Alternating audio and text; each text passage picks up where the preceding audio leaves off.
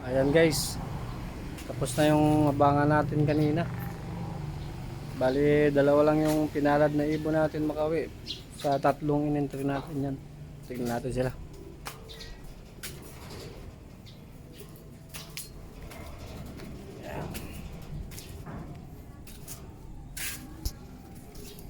Ayan, ito yung first clacker natin, yung red bar yan. Ito siya. Nice. First clacker natin yan ng Lingayen, Pangasinan yan. Yung red bar na yan. Tapos yung isa nasa kabila. Muntik nang makatop. Bali yung kapatid nito wala pa. Sana makauwi pa. Kung hindi na huli ni Boy Dagit.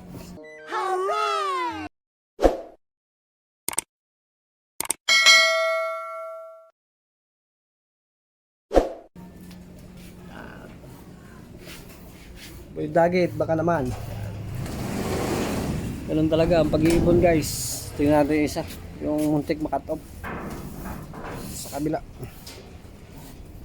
Yeah. Bali sa last lap nito sa ano na. Sa susunod na linggo. Yeah. Last lap na yon ng Santo Tomas. Pang La Union. Ito yung ito siya. Nice.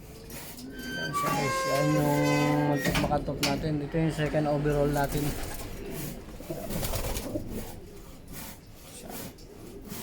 Muntik na siya makatop. 708 na lang ang ano niya, speed niya. 708.